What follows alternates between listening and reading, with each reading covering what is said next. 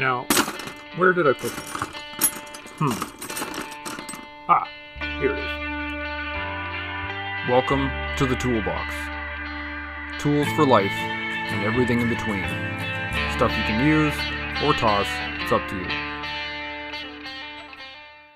Howdy y'all, Chance Burles here, bringing you episode 12 of Tools for the Toolbox. I am very excited to bring you my next guest, but as per usual, I'm going to let him introduce himself. So, who are you, and what is your military background?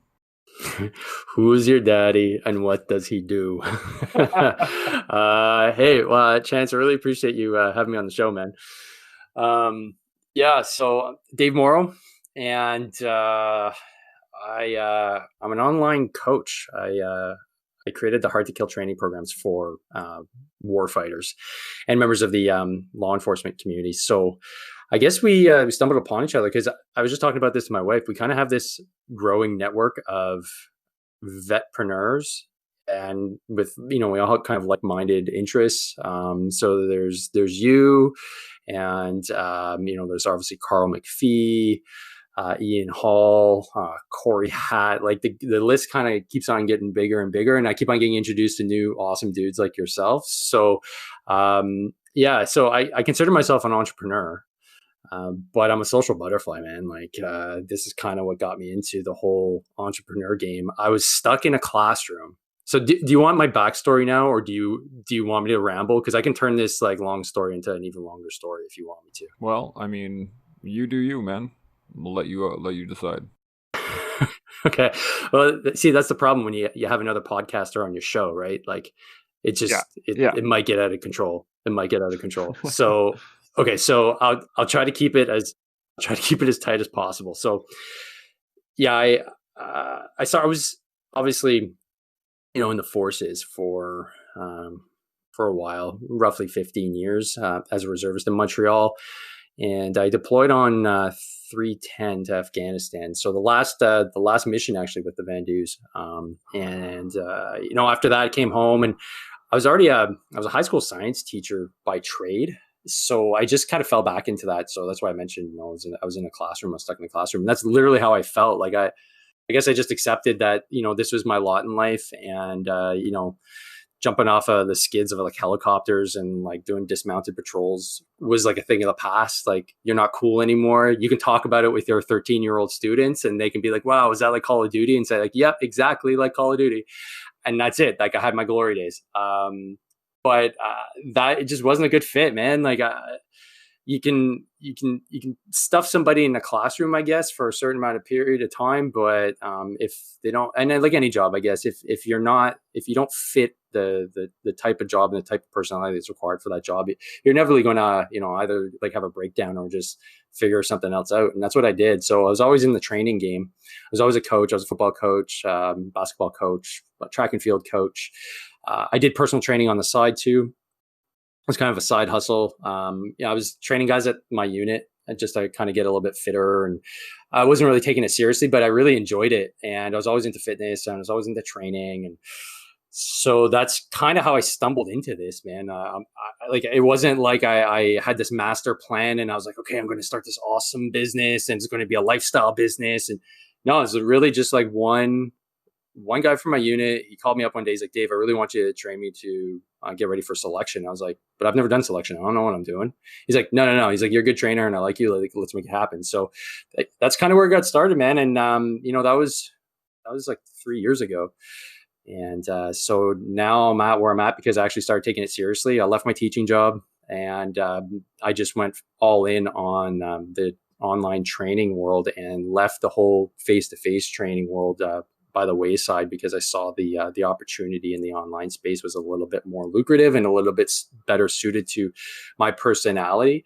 So that's why, my company now, and that's why I train, veterans and members of the, mostly members of the Canadian Armed Forces, but also other members in the States and in Europe as well. So that's it in a nutshell, man. I've always said that there is there's a line between when you can enjoy your job or you can love your job. But what really changes the fact is those days that because every job has them. There's days you wake up and you're like, I don't want to do this today. I don't want to do this anymore. And then you get there and you're like, oh yeah, okay, now I know why I love doing this job. And usually for me, it was when I was doing explosive work, when we were like, explosives were my forte when I was in. And anytime the C4 came out, the biggest smile on my face. It was just like, yeah. But I couldn't get up to the rest of the work going, oh yeah, sweet, let's do this. I was just like, okay, another day, another day, another day. Until I started instructing. And that was when I went to Meaford as an instructor. I got there, and every day I'd wake up and I'd just be like, oh God, I got to put this uniform on again. And then I'd show up to teach my first class and I'd be like, yeah, all right, let's do this. And just dive in, right? But it's find those things. It's so hard for a lot of people to really find that thing that you love, and then not only just find it, but dive into it. That is extremely hard. How long have you been doing personal training as a How long has this been my main gig? Yeah.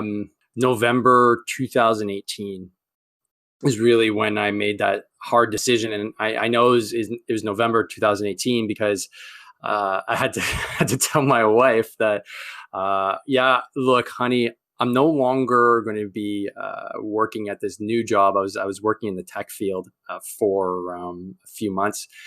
That was a poor fit too. Like I was kind of all over the place. I left my teaching job. I took this tech job. It was even worse fit, but I did learn a lot about, just I guess, software that I was able to incorporate in my business. And I started working on that like mad because I figured that was going to be my way out. And I said, yeah, you know what? This job isn't working out anymore. And I'm going to go to Spain for a 4-day course that teaches online trainers how to be better online trainers. And she's like, sorry, wait, is this April? Because this sounds like April Fool's.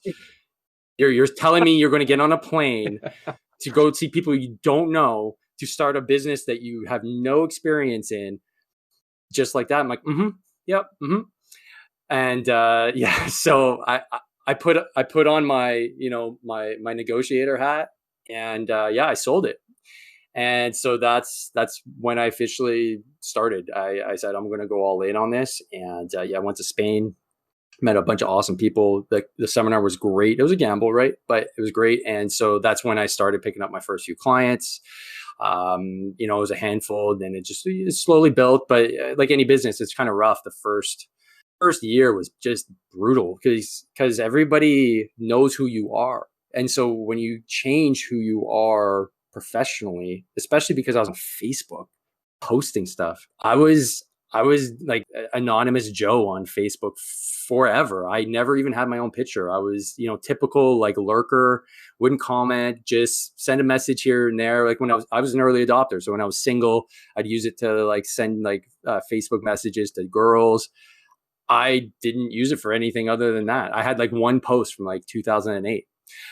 And then all of a sudden, boom, I've got like, I'm doing Facebook Lives. I'm posting every day. People were just like, aren't you still teaching? What are you doing? And so who is this guy? This guy? Like, it's cool that you're doing this, but bro, like, what's going on? I was like, you want to call it midlife crisis, starting a business, whatever you want to call it. This is what I'm doing now. So it takes a while for people to kind of come around and realize, oh no, you're actually taking this seriously. Yeah. And it was actually my buddy who's a real estate agent who he's in the forces too. And like when he started as a real estate agent, he's like, yeah, it's going to take over a year for people to realize like you're actually taking this seriously. And then they'll come around and be like, oh yeah, like I'm the online trainer guy. So yeah, it's been close to 2 years now that I've been in the game, and it's been a wild ride, so to speak. And it's just been getting better and better and better. But we can talk about business and like mindset and stuff like that. But essentially, what it comes down to is just typical like infantry mentalities, like adapt and overcome and get her done. And those two, I guess, guiding principles have just been able to just allow me to take one step closer to where I want to be every day. And that's kind of been the enjoyable thing where I can create my own destiny. So yeah, so to answer your question, roughly 2 years. So I love that. So you got the 2-year answer, the short answer, and there's the podcaster answer, which is fantastic. I love that. So, you talked about that, the moment where you're just like, you know what, I'm going. There's That's it. I'm going.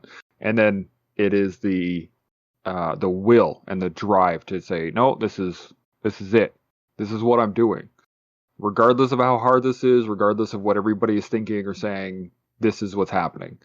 And you're right, it's a very infantry mentality where you're just like, no, this is I'm going this way. I don't care who's in my way. I'm taking this route. You can stand in the way, you can get the fuck out of the way, or you can come with me. That's it. And it's such a great mentality, both mentally and physically at the same time. This just leads into the topics that I wanted to talk about today. Anyway, was fitness. Right, the only way you can drive that hard for that long, go through a year of difficulty and huge transitions, completely changing into a new realm, going from very little social media interaction to constant, continual social media interaction. That's a huge leap mentally, physically, because you're now actively doing it and you're on your phone constantly. And I've had this conversation with lots of guys who say, I built this following I have on social media because I spent 6, 7, 8 months just on their phone constantly commenting, sharing, liking, doing everything they possibly can to try and build an audience. And maybe you could talk a little bit about that connection, the physical and the mental fitness needed to drive like that. Yeah, yeah, absolutely. So I guess I could start with just the mind body connection. When you get into a state of, or I shouldn't say you, I should say when I get into a state of, you want to call it flow, you want to call it, um, thriving. I immediately notice that my fatigue is non-existent. There's a certain level of energy that you can tap into when you're doing the right things. And it can sound kind of like hairy fairy or whatever you want to call it, or like esoteric, but there is this unlimited energy that I actually really believe in now, because I was under the impression when I was teaching I was miserable. So just put it that way. Like I was having a hard time accepting it, because I just thought, well, it's a good job. It's it pays well. I got a pension. The kids are great. What do I have to complain about? But I get up in the morning just dreading life, and I was just like, what's the matter with me? Like, is it stuff from tour? Is it my job? What is it exactly? And yeah, there's just an incongruity. Like I couldn't come to grips, I guess, with the fact that like I really didn't enjoy what I was doing, even though I'd convinced myself that this is what I'm going to do for the rest of my life. As soon as I made that switch, and as scary as it was, all of a sudden I'm pulling like 14-hour days, 15-hour days, just getting up at 5, working out, before everybody's up, putting in the hours, putting in the work, trying new things, especially online. I didn't have a clue. Like, what am I just going to post? Like, it's anything? So what do I post? How do I measure it? What tools do I use? Am I just going to randomly like comment on people? So, with my background of being a teacher, I got to a certain point. I was like, I need somebody to actually teach me what I need to do. And so, yeah, initially I was like, and I still am on my phone quite a bit. And early on in the game, it was nonstop. Like I was, up early in the morning working on posting and creating content. And then it was like follow-ups on my phone. And my wife's like, you're never off your phone. This is weird because I wasn't a phone guy. My first phone, so to give you some context, like the iPhone came out in 2008. Something like that. I had a flip phone in like 2005. That was my first phone. And then after that, I didn't get a smartphone until I got back from tour. So that would have been in like 2012, 2013. I was like, nah, I don't need this. So, and on top of that, I just didn't grow up with it. So it wasn't ever something that I wanted to have. Like, I didn't like being contacted all the time. I was like, you know what, like get rid of this smartphone business. So as soon as I made that switch and I had like apps and everything like that, I dove right in, and I totally got addicted. Like I was totally addicted. Like I consumed the crack. Like I was just like mainlining it into my veins, going to bed with my phone. Like I couldn't get enough. So I had to make a decision. Like I can't, it's going to affect my health and it's going to affect my relationship. So I just had to really structure my day a lot better. And initially that was hard, but essentially, I create like time windows and zones when I can actually interact on my phone, and work on my business, because there's not enough hours in the day to get everything done. It's impossible. So as soon as you get over that mentality, it helps alleviate the need to always be like, oh, do I reply? If I don't reply now, is it going to affect my business? It's not. It really, if you're putting in the time, and I realize that it's the long game. So as long as you're playing the long game, you're not playing the short game, things will eventually work out. And I just had a really good interview with or podcast with Hal Hughes, and he had a really good term. It was like, don't give up before the miracle happens. So I kind of adopted that early on. Like there's something here. I'm not going to give up on it. And even if I have to pull back and do like a tactical withdrawal and then like regroup, like reorg, and then like re-engage, that's what I'll do. And so that's helped me with the kind of the overuse of tech and being too absorbed in my phone. I just structure my days where I'm with my family. That's all I'm doing. And then like Saturdays, like my day of rest, I really put all the tech away. We go to the park, we hang out, we do that kind of stuff. And then Sundays, I pick back up again. So that's, I guess, my way of dealing with it, and my way of kind of getting into the game, going from 0 to 100 miles an hour within a day, really, but then pulling back and being able to kind of to mitigate it, and just realize that this can't be all I do. I gotta have a good balance between work and life. I tell my son this all the time, and it's one of the greatest things I think I've ever come up with. I don't know if I came up with it, but I'm going with it.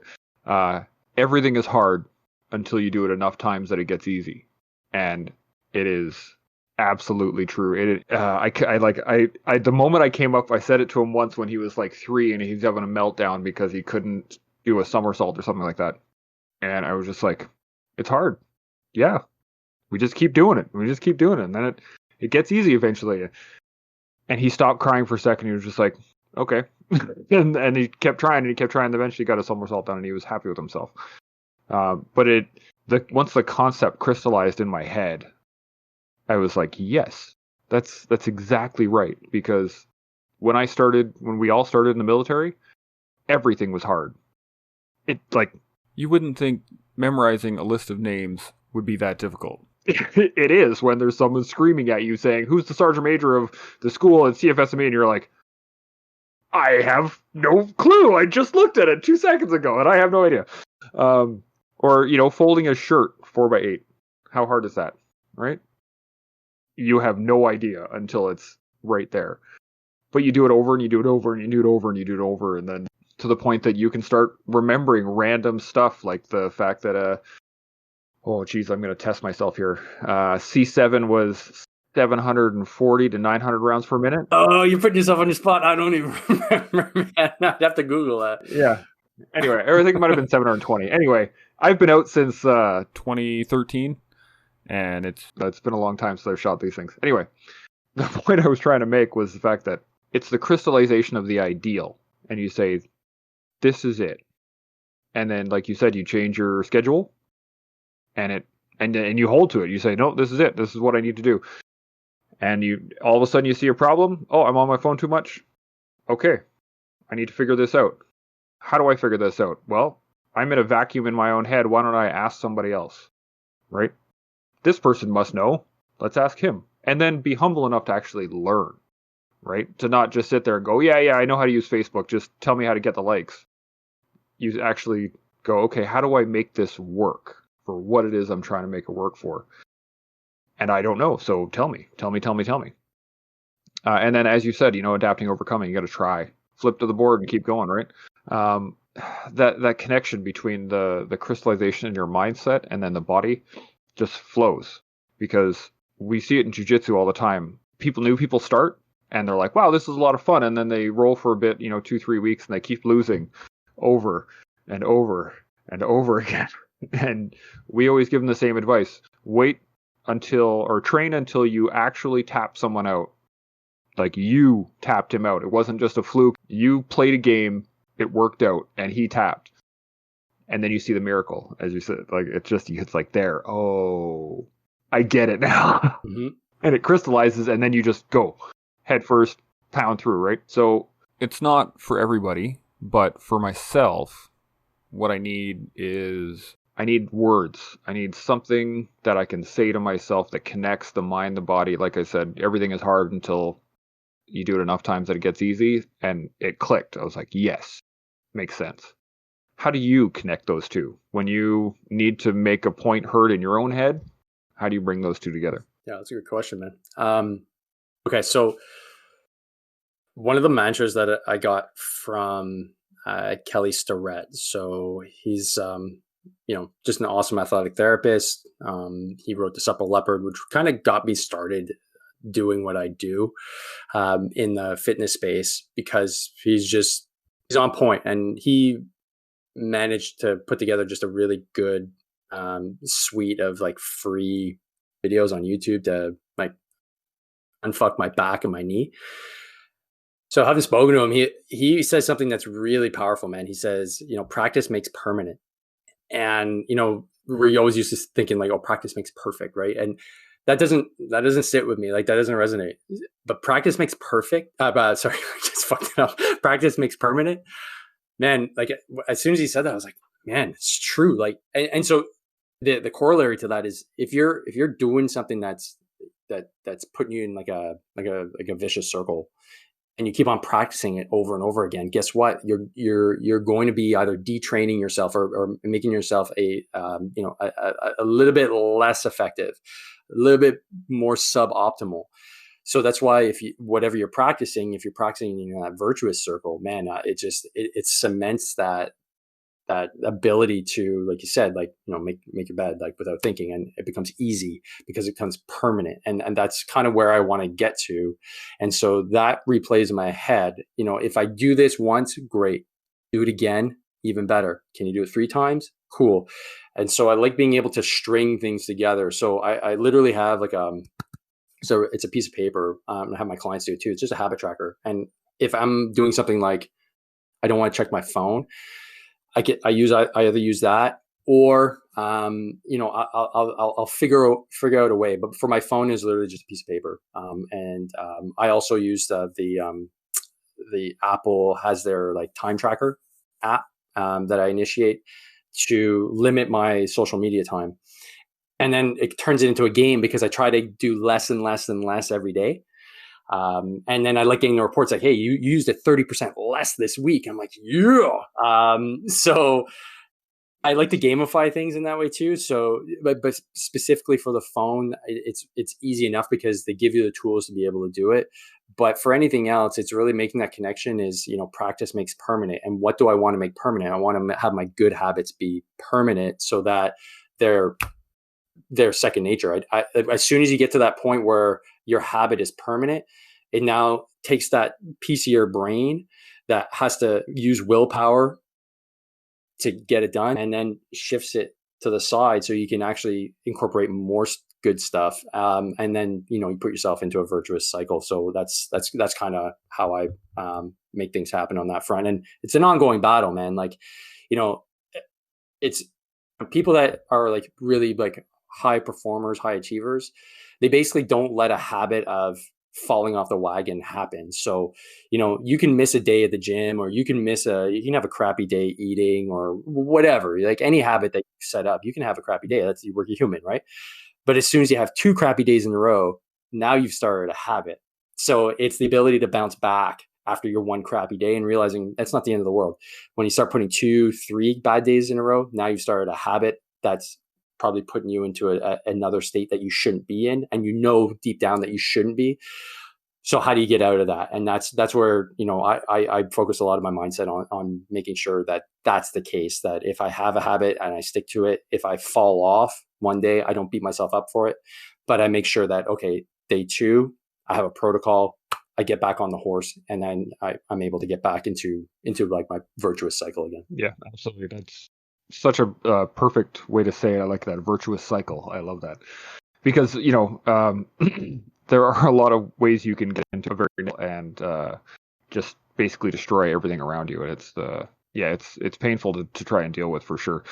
The thing that piqued my mind was when we learn anything, but especially in the military, like even in before the military in school, you have to repeat something over and over and over again, and it has to be done correctly. And I'm doing this with my son, right? He's practicing his writing, but sometimes he'll do his letters, but he'll come up from the bottom rather than down from the top.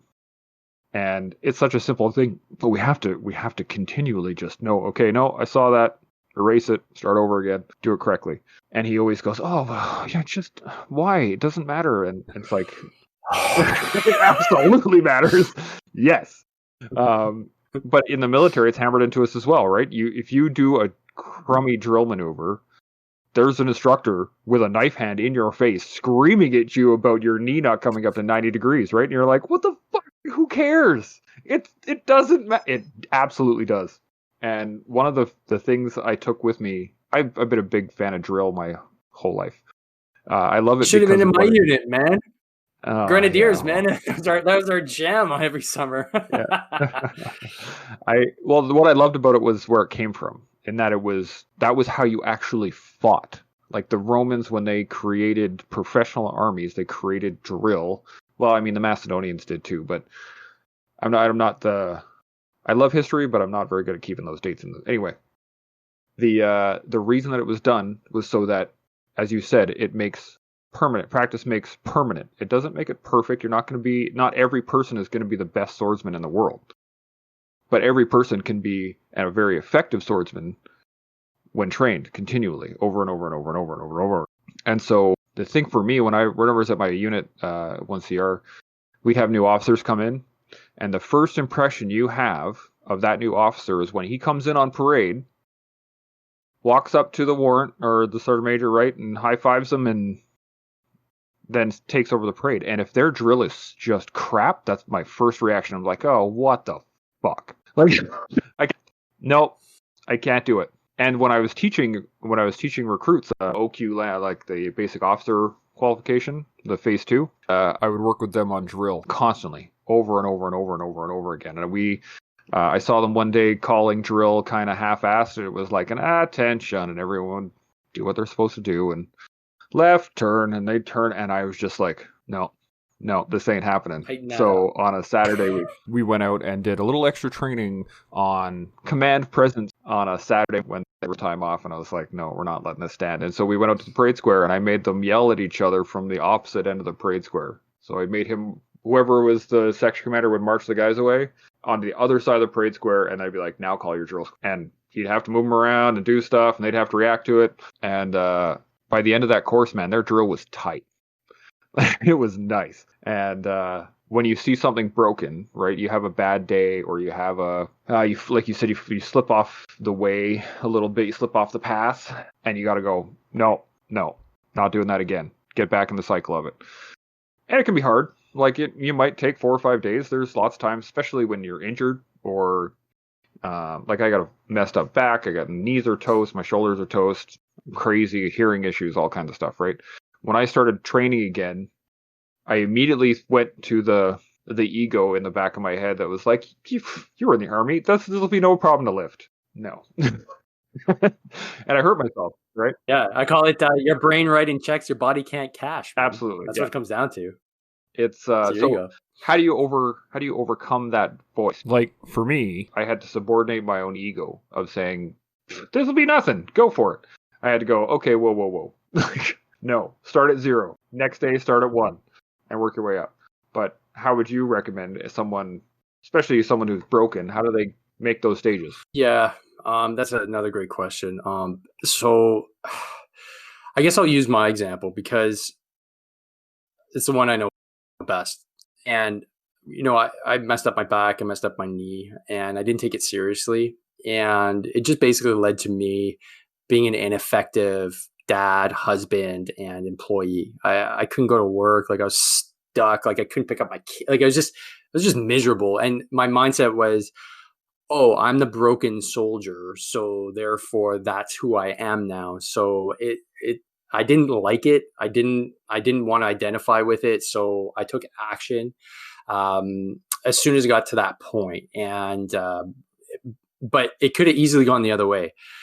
And so my ego in that sense allowed me to go find help.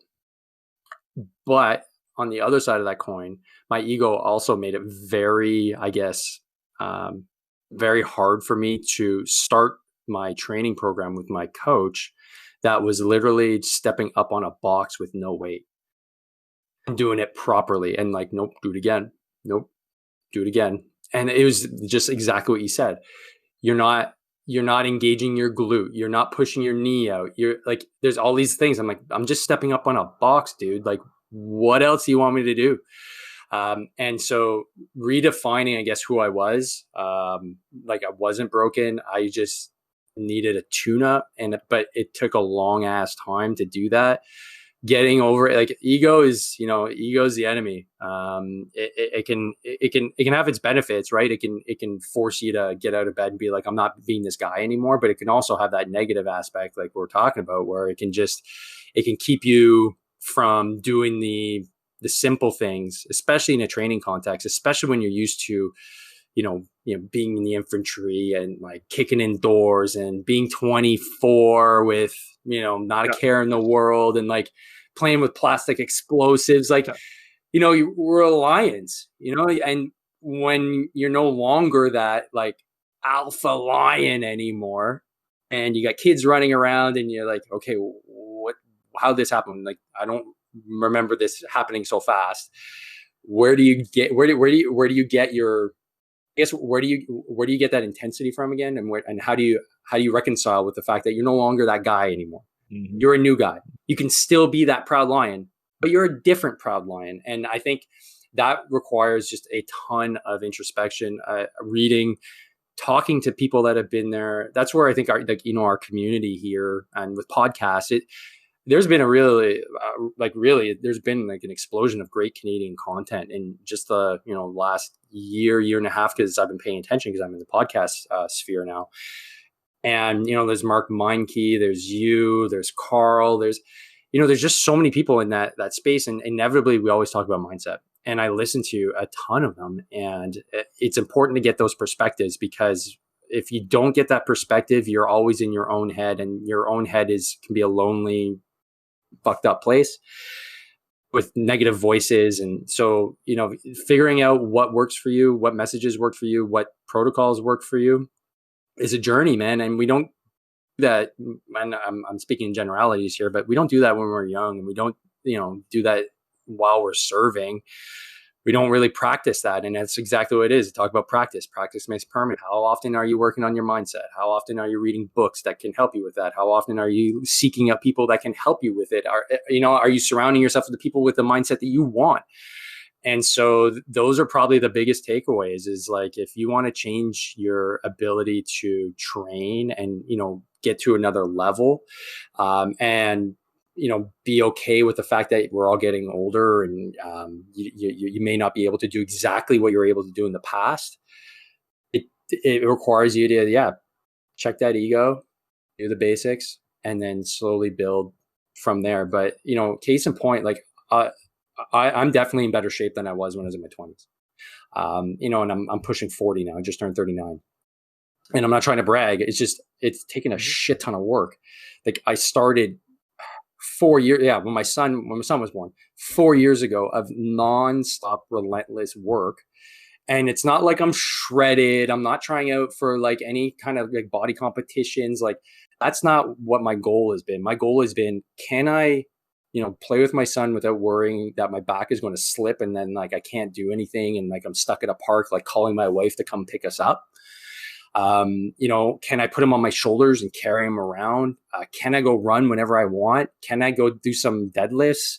Can I just play sports? Like, I just wanted it to be as simple as possible. And the answer is yes. And it's just because I've taken it seriously, and I haven't re-injured myself since. So it all started with mindset and then putting in the work. And if you're willing to do that, if you can accept the fact that it's going to take a long ass time, then you know what, the world's your oyster, man. The sky's the limit.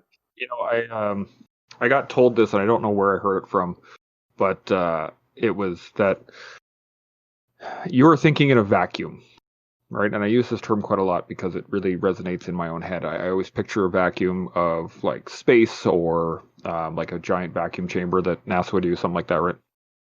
But it's always like astronomical. So I think to myself that if you're thinking in a vacuum, there's like whatever thoughts you have are just, I'm like watching them float off into space, like nothingness, right?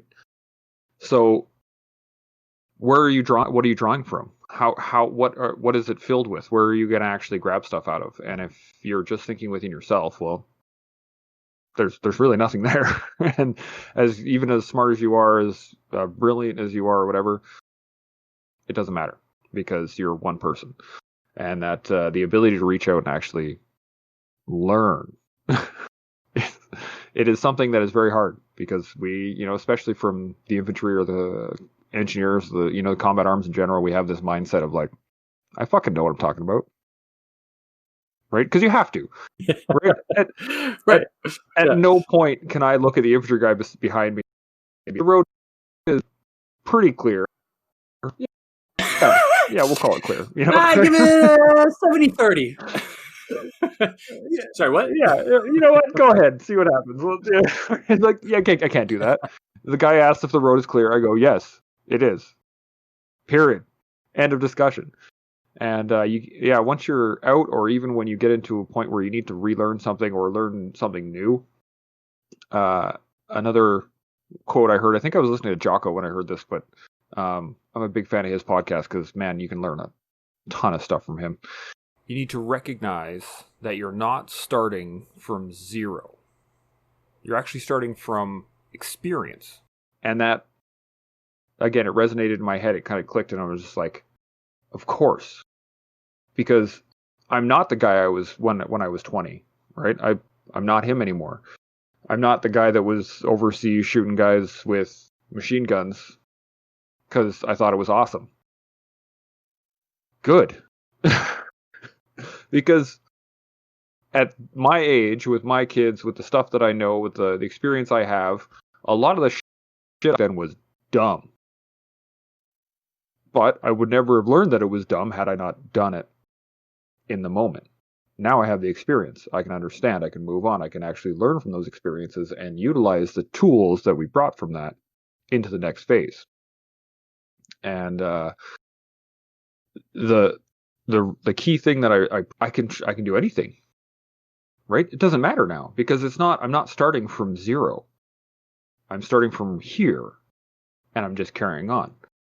And it was actually at that point I started jiu-jitsu, and I was like, I've heard lots about this. I've been in martial arts most of my life.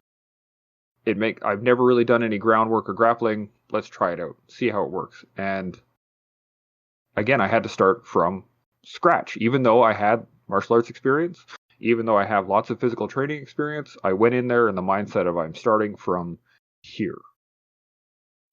What do we got? And just like clean slate, hit me. And man, I excelled so much more because I was just an open book. Whatever you want me to do, I will do it. And I remembered that when I was in basic, when I was doing my threes training, the guys always thought I was a keener because I was that guy. I was like, blank slate, hit me, right? Whatever you got, I will do it. You want me to do push-ups and wearing a gas mask, doing leopard crawls out in the sun in the summertime in Gagetown? Cool, let's do it. It sucked, but you whatever. And I think what was really great about that was the fact that you would see results very quickly, right? Like if you're a completely open book and you're like, yeah, okay, cool, you will see results very quickly. The problem is when you are not giving yourself the right self-talk. You're not surrounding yourself with the right people, and then you try something new and it fails, or it doesn't turn out the way you want it to, or you fall off the path again and you just fall back into your ways, et cetera, et cetera, et cetera. It wasn't until I actually talked to I heard again on Jocko, I heard it was like, you have to pay attention to what you're telling yourself. And I was like, okay. So I actually took, a day and a half, and every time I said something horrible about myself, I was like, whoa, whoa, whoa, whoa, whoa. I don't need to talk like that. And it would be the same as if I was teaching my son, right? I would not allow my son to talk to anybody the way I talk to myself. Because, no, I am rude. But, you have to get out of that mindset. You have to take your, Mhm. you have to start, as you said, looking introspectively.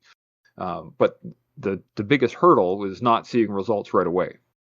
Because either you haven't, there's a piece of the puzzle not missing or not there, or you've surrounded yourself with people that aren't effective in what you want to do. How do you get over those hurdles? Yeah. Well, Jocko is a huge Yeah, help yeah, for me. So so to give you an idea of how I get myself ready for the day, I would say this is about 80% of 80% of the time I'm doing this specific morning routine. Early on, it was every day because I was in a bad place, man. Like, you know, the you know, regardless of how we want to, talk about our society as being more progressive and, women and men, they do the same thing. It's fucking horseshit, man. It's still expected for the man to go out and make freaking money and make sure there's food on the table and make sure that we're the providers. Now, my wife works, man. She's got a great job. That's not what I'm saying. What I'm saying is that I felt like a piece of human garbage because I'm starting a business. I'm not making much money. I left a career that was pretty good. I'm, I'm figuring it out. But in the meantime, I'm hurting. Like I'm hurting real bad. It's hard talking to my friends. There's a lot of shame involved with it. So you can imagine what's going on in my head. It's like, you're a loser. Why did you do this? You're never going to succeed. Nobody ever succeeds in this. And then it's like, oh, it's like, okay. Okay. So what do I have to do? So I just came up, like, I remember, um, yeah, well, I went for a run, and this was like during the really chaotic period where I'm losing my tech job and I'm like basically unemployed. I went for just a long run, and I was just like, let's go 14 clicks, like let's just go. And I was just like in my head was just like spinning, and basically from Jocko's kind of influence, create the protocol. So I was like, okay, what's the protocol going to look like? And I wrote it down, and essentially it's early morning rise, and then I would put on. I have this one motivational video from Jocko, and it's just a few of his clips for about 12 minutes, and it's about staying on the path, get out of your head, take action, and discipline is hard, and that's why it's just fucking hard. Like, how do you do what you got to do? You got to just take the next step. Don't put it off till tomorrow. If you're going to put off anything till tomorrow, it's procrastinating. So I just keep on going. And so that was huge. And I would your excuses are lies. Yeah, all your excuses are lies, man. That's literally playing in a loop in my head. All your excuses are lies. And man, talk about a guy that's got the ability to talk directly to your soul. It's like a knife hand, like it's like Indiana Jones style. It's like it's in there. And so when I started listening to him, I was like, okay, I got to listen to this guy every day. And I literally do. And it helps because now it's like, it's kind of like a mantra, right? It starts the process. And I do kind of like a yoga flow. And then I do some breath work. And that takes me about 20 minutes. I do some push-ups, some sit-ups, nothing crazy, but it's like, okay, this is initiating my day. I'm also taking care of my back long term, so I don't have these flare-ups and I'm not NS for like a week at a time. Therefore, I can be a better dad. I can be a better entrepreneur. I'm like, okay, this is good because it sets me up well. I feel good at the end of the day. Then I hit a nice espresso after, and then I hit the shower and I blast myself with some cold water. And it's just like, and there's something that we miss when we leave the military, and that's the formality of our days, right? Like when you are, either battalion life or you're deployed, there's a certain structure to basically every day. Like, sure, there's a lot of chaos that happens too, but overall, it's usually very structured. You do the same thing over and over and over again. You may not even realize it, but the way you tie your boots, the way you put your gear on, everything, it's all structured. But as soon as you're out, you don't have that structure. You got to build that structure. Nobody's telling you or imposing a structure on you.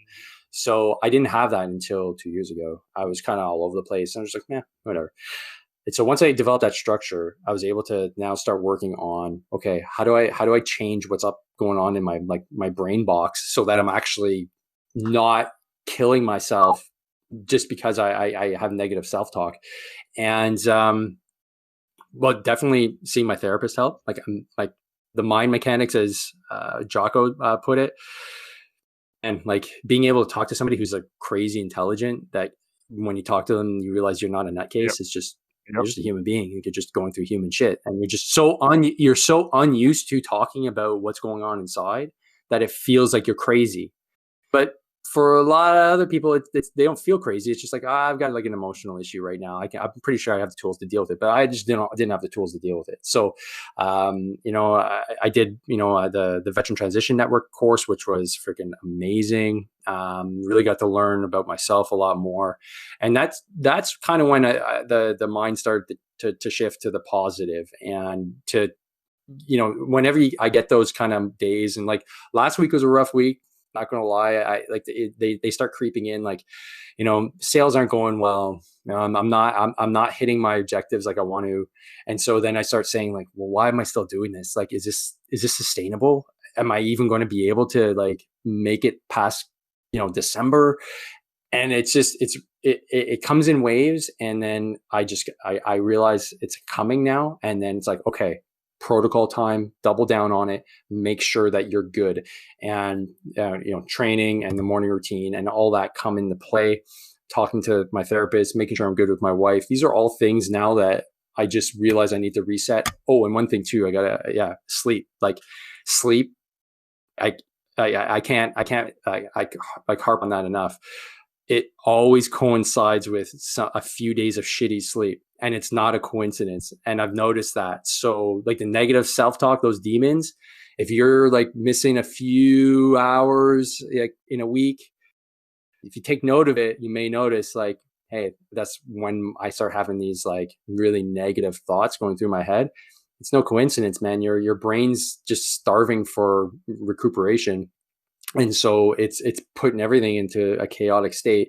You need to calm that shit down, get some rest, make sure it's good rest, and then you can start getting back into like homeostasis, as I call it. So that's kind of the process. It might be a bit long-winded, but effectively, you got to figure out your own way. But like you said, surrounding yourself with the right people, and then learning from other people that have been in the experience themselves is probably like, if you're going to start, that's it. Like reach out to your bros, listen to a podcast, send them an email. Like we can't stay in our silos. That's what's been hurting us for so many years. Just get out, talk, and like you'll figure it out, It's so perfect, just leading into exactly what I was thinking of. Yeah. When I was in 1CR, right near the end, when I came back from overseas in 08, in October of 08, it was painful. Like being in regiment from right after tour up until I got posted to Meaford was almost 4 years. And I re-signed a contract, like the 3-year extension, because I was told I was going overseas again. And I was like, all right, yeah, that makes sense. Okay, cool, let's do it. And then I got taken off tour. And I have a very hard time breaking a contract. Like it goes against everything that I've ever been. If I sign a contract, I'm going to fulfill my contract. So I was like, well, I guess I'm here.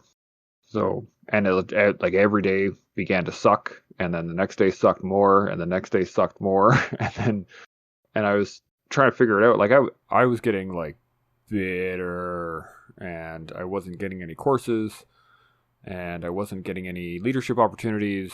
I've talked about this a couple times, but I was the horribly bitter corporal that hated everything about the Army.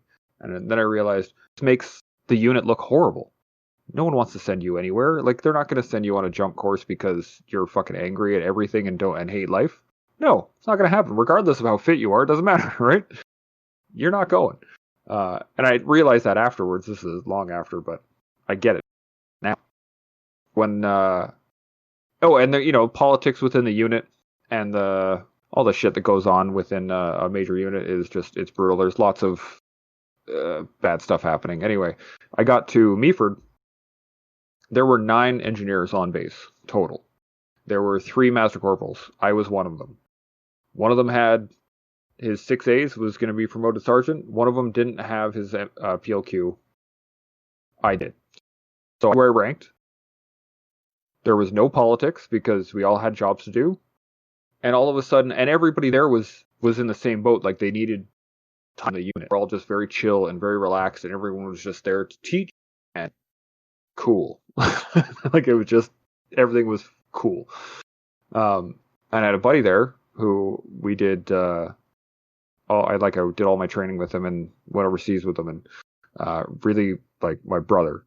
He was there, and he was met him. So we went to the gym, and then we came back and we taught a class, and then we went for lunch, and but it became so structured after that. Initially, when I got there, they told me my first timing was 9:30 ish, and I was like, "Sorry, say that again." Like 9:30, what? Like 9:35, right? Ish. So like 9:30, right? That's right. And they're like, it's whatever, just sometime before 10. And I'm like, it's like it does not compute. I don't like no, like my brain was exploding.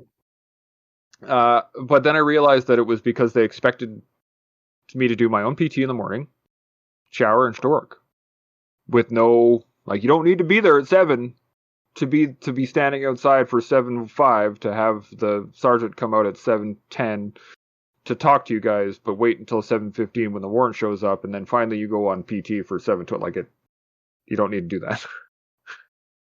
But they just expect you to show up to work. Fuck. And then I started, and some of the guys I was working with were like, "Oh yeah, man, we'll send you on this course. We'll send you." I got my basic mountain ops course while I was there. I was like, "Fuck, cool. All right, yeah, I'll climb mountains for 4 or 5 days. All right." I became the base CMD operator where I was just blowing shit up every day. Solid. Yeah. All right. Cool. I am down. And I realized that all the people around me just wanted the best for what was for me, for what was going on, because I was bringing it to the team. And I was there that I realized that when I was at 1CR, there was that constant competition, right? You have to be better than the next guy so that you're not thinking like a team. You're thinking that I need to be ranked higher so that I can get this course, so that I can do this, so that I can blah, blah, blah, blah, blah. And you're just surrounded by this constant negativity and this, and I mean, a lot of guys got out between and Afghanistan. They came back and they were like, this is bullshit. No, not doing this. And they would leave. And we lost so much talent and we lost so much experience out the door because of all the petty bullshit that was going on. And it was that realization. It was oh my God, the people around me affect me so much. And it was at that point where I was realizing that it wasn't just the regiment why I was so angry all the time. It wasn't that I was in a bitter spot and people were angry. It was the fact that I wasn't sleeping. I was getting 2 to 3 hours sleep a night, and like broken up, not through the night. I'd wake up and I'd be all fucked up, and I'd have 2 fucking coffee, put some chew in my lip, and be like, all right, let's go fucking teach some troops. And then I'd get there and I'd work, and it felt better to work. It felt good to work. And then at the end of the night, you'd be so fucking jacked up, and then wouldn't get to sleep. I'd have to drink lots. I'd be drinking lots of booze. It was not good. Mm-hmm. But I saw it. Hey, you're riding the roller coaster at that point. Yeah, for sure. But it gave me the ability to see it because I was surrounded by people that were wanting me to be better. Because they would push me, right? Oh yeah, we'll send you on this course. You know what you should do? You should be the section commander for this little area. Like they wanted me on the next level. They kept pushing me. They wanted me. Started realizing like, well, I'm not going out with them for beers on certain nights because I'm angry. So I just stay in my own room. Or I'm so exhausted that I'm out for 18 hours because my body just needed the rest.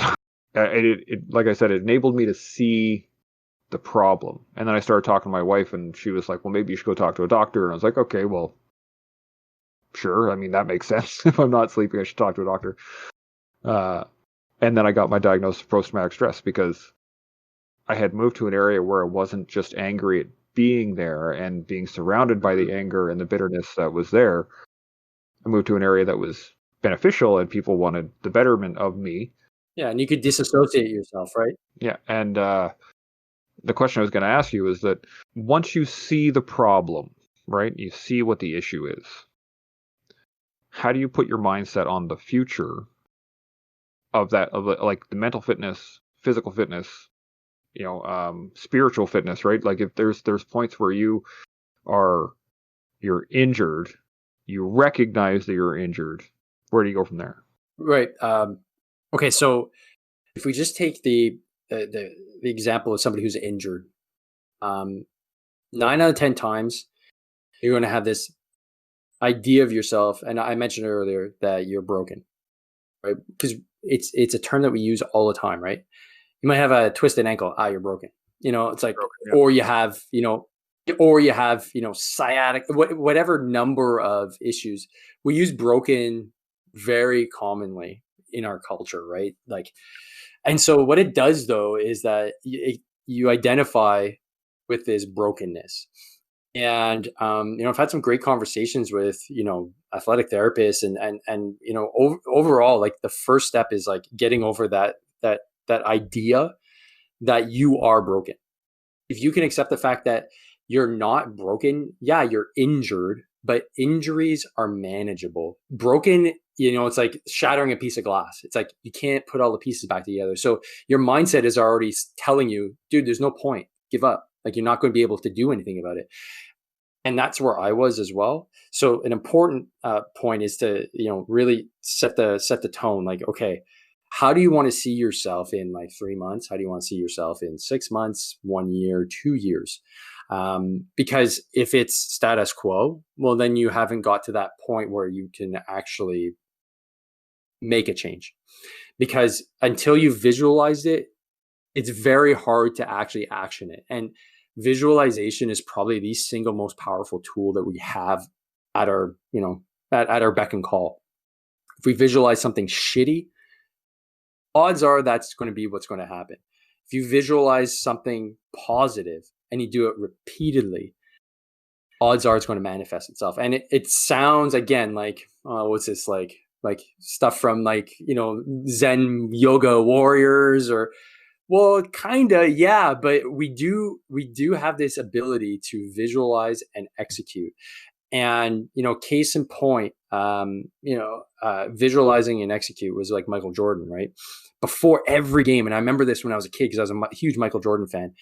I rarely get to watch a game because we didn't have the internet, right? So, and I had just basic cable. So, like NBC would have a game on, and it usually be the Bulls, and I'd be like, yes. So I learned like from his interviews and stuff and like Sports Illustrated that he would literally visualize an entire game before going out and playing, and like not even with no ball, he would just like visualize taking shots, making passes, taking free throws. And that was part of his routine. I'm like, well, if he's the best basketball player ever and he does that, there must be something to it. And so I kind of put that in a box for like 15, 20 years. I then came back to it later, more recently. And it's true. Like what he was doing was just what most successful people do. And I know it sounds relatively simple, but it actually takes some practice. And that's what I do with my clients when we initially get on board. It's like, well, how do you see yourself in 3 months? Most can't answer it because they haven't practiced. It's like, I don't know, I want to be stronger. Like, no, but like, how do you actually see yourself? Like, how do you feel? Like if you, let's say, crush your phase 3 or you pass combat diver selection, or how does that make you actually feel? And until you feel it, you're not actually going to be really 100% committed. And then you try and dig for that gold. And if you can do that, at home and be like, look, I want to lose 30 pounds because I want to look good. I want my wife to think I look good. I want to have a lot more sex. I want to feel like a freaking lion again. And I want to be able to use that so that I can be like a better human being in my community and do more good. Oh shit. Like now you've just like unpacked this whole wealth of freaking like awesomeness just from losing weight. That's what we try to get to. Like, just losing weight and getting strong, or they're all ideas, but there's no feeling attached to them. And if you can visualize and feel in the future how that's going to be for you, that's where the power is. And then you'll be able to execute. And we talked about like falling off the wagon for a day and at most two. It'll make it harder actually for you to stay off the wagon and not follow through, because you've already visualized like, I want to feel that good in like 3 months, in 6 months, in a year. Okay, so then why am I not doing what is going to make me feel good? You just play like these mind tricks on yourself in a positive way, and it has really huge payoffs in the end. And it's amazing what we're able to do just through the visualization point. So that's kind of an important aspect of just setting things out, visualizing, and then putting pen to paper, things that you're not going to accept anymore, your actual goal that's measurable, and then who are you going to share that with? You can share it with me. I'm your coach. Like, I expect you to do that. But who else are you going to share that with? Because, we have a confidential kind of relationship going on. But are you going to share it with the world? Some people are like, dude, I'm posting on Facebook. I don't give a shit. It's like, awesome, wicked. You have 1,000 people like holding you to task. Or, share with like your best friend, or share it with your wife, or anybody that can be there to support you and just make you feel that they give a shit and that they're going to hold you accountable. And it's not just your coach who you're expecting to hold you accountable, but somebody else that you see a lot more. Man, there's nothing more powerful than that. And that's basically the name of the game when it comes down to it, is visualizing, writing down your goals, and then having somebody hold you accountable to them. Sky's the limit after that. That's fantastic. The best thing I love about that is the feeling of like wanting to change, or the feeling of being ready, or because I remember the day that I decided I was going to join the Army, and I remember the day, and it was a very big deciding factor, because it was in 2003. We were at war in Afghanistan. We were looking at people were we already had casualties. Like, it was where I knew exactly what I was getting into. And it was actually my brother. I was on the phone with him. He was in Korea at the time, and I had just lost another really crappy job. I can't remember which one it was. So it was just another shitty job. And my brother was like, why don't you just join the Army? You've been talking about it since you were like 6. Why aren't you doing it like now? And I was like, oh, why am I not doing it right now? Yeah, okay. Yeah, I'll talk to you later. And I hung up the phone, and I went downtown that instant to the recruiting station, filled out the paperwork, and I'm like, let's do this. And I thought I was actually going to get on the bus. Like, they were just going to take me to the back. I'm like, all right, let's go. We all do, right? We all think it's like from the movies, right? It's like, all right, shave your head, you're on the bus. It's like, it took like 7 months. I was like, it's kind of anticlimactic. Oh, yeah, right. I got. One of the issues I had was I'd done some mushrooms, and I wrote on the substance use form that the last time I did, like a year and a half ago, because I remember when the last time I'd done them, and I was just like, whatever. A year and a half seems like a good time frame. And they came back and they were like, no, 3 years minimum from any psychedelic drugs. And I was like, ouch. Brutal. But I was so invested in it. I was like, okay, I'll be back in 18 months. And what it actually gave me was time to train. So I started running every day. I started rucking. I'd fill my backpack with a bunch of shit, and I'd start rucking down the street. Up until the point that I was able to do the BFT no problem with whatever weight you wanted to throw in there. I was able to run no problem. I was able to do the push. Like, it gave me the ability to train. And to the day, 18 months later, I walked in and I was like, here's my application. And they had no idea who I was, because it was a different group. But I knew, right? I knew. And but there's a feeling that goes with that. Like you've decided, yes. And I liken it to when we got back from overseas, when your rifle wasn't beside you. Like the feeling of not doing what it is you're supposed to be doing is so against the grain. It messes with your brain. Your whole wants to do something like pick up your rifle because it should be right there, and you're freaking out. And you want that habit. You want the good habits to feel like that. When you fall off the train, you should go, oh fuck, and just like everything in you is just, damn it. You just hate that feeling.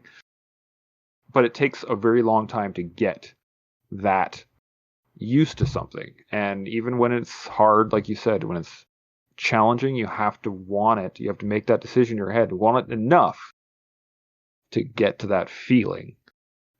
And for me, at least, that was the big one where I was like, I should have a rifle beside me. I don't know why I don't have a rifle beside me. That really started bugging me to want to get my own firearms license. And then I got my firearms license. I don't have a rifle beside me right now. I'm just, but I'd always wanted my license. I just had never done it. But it was the feeling of wanting to have one that made me do it because I don't like this feeling. I'm gonna go get my license. And that led me into shooting, which I are like shooting long range. Which got me back into hunting from when I was a kid, which got me like it brought back so many things from the military that I really enjoyed. But I was able to take that piece and go, you know what? I can go to the range and shoot myself. I don't need to have a C7. I can have my own rifles and do whatever I want with it.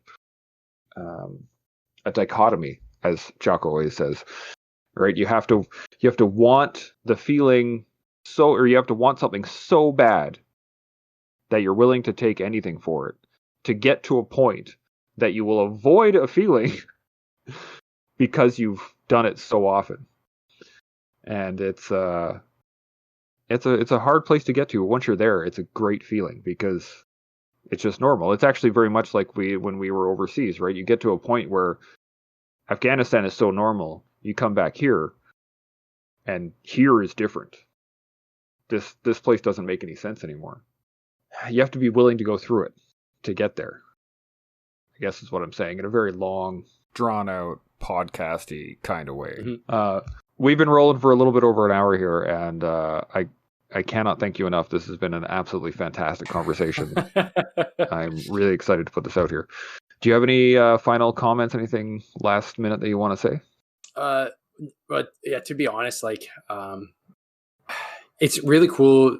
When, we're chatting, and, I've been on a bunch of different podcasts too, with Carl and a bunch of the other guys that are like, we're in that space and we're talking about, just how many CAF veterans have podcasts right now. And, we all, it's amazing. Like, it doesn't matter if you're from like the West Coast Army or, the Quebec Army or the RCR, we have this unifying set of experiences that allow us to, share, common experiences that happen, but also we all had unique experiences at the same time. And so like just sitting down and chatting with you, like basically it feels like, hey man, I've known you for years, bro. Like, but realistically that's not the case. So at least for me, being able to sit and chat with you, it helps with, you want to call it transition or reintegration. Like I've been out for 4 years. But it always is a pleasure to sit down, with a fellow veteran, shoot the shit like we're talking right now, talk a little bit about what we're doing, and hopefully have that impact, right? Where you can have one or two or however many individuals that listen, like, man, thanks for talking about that, man. Like it was bugging me, like it was cool, like and if we weren't doing this right now, I think we'd be doing a disservice, to be honest. Like, there's so many of us that have so much experience, that have the ability to affect so many lives. And, you're taking the risk and putting your thoughts out there into the universe. And I got to commend you for that, man, because you got a great podcast, and it's been a real honor being on. So thanks again, man. I really appreciate it. I learn every time I have a conversation with these guys. And like you said, every time we start talking, and it's like, I can't even describe it. You meet someone and you chewed the same dirt. Didn't matter if it was the same tour or the same unit or the same trade. We're all brothers, right? We're all brothers and sisters, and it's so easy to just immediately connect with the person, but at the same time be able to really draw off the experience and really just learn. Like you said, you have a unique experience with lots of commonality. It's fantastic. If anybody wanted to follow you or see what you do or get personally trained by you, how would they do that? Yeah, it's really simple. Infantry, simple. DaveMorrow.net, and it's Morrow is spelled Morrow. So you could head there, find my Hard to Kill blog and podcast. They're all there, and you can also head to Facebook. So if you go to Dave Morrow PT, that's my business page. And for any members of the CAF community or anybody in the law enforcement community, you can join my Facebook group, and it's all about fitness, health, and mindset, and like we're discussing here. And we share ideas and different workouts, and how to stay fit long term, and make sure that we put in bunch of tools in that toolbox. So that would be the Hard to Kill Training Programs Facebook group. But if you're looking for it and you can't find it, just feel free to drop me a message on any of the platforms I got.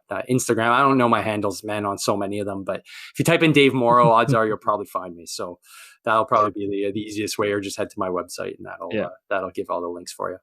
That's fantastic. I'm actually part of that Facebook group, and it is so many really positive people just wanting to learn from each other. It is a great community that you have on that group. There is fantastic. That concludes this episode of the Toolbox. I want to thank you for listening. I hope you were able to use some of the information that was offered. I want to thank all those putting it on the line for us every day: military, veterans, first responders, and public servants. Keep up the good work. I look forward to bringing you more tools for your toolbox. And until next time, stay open, stay humble, and stay focused. Chimo.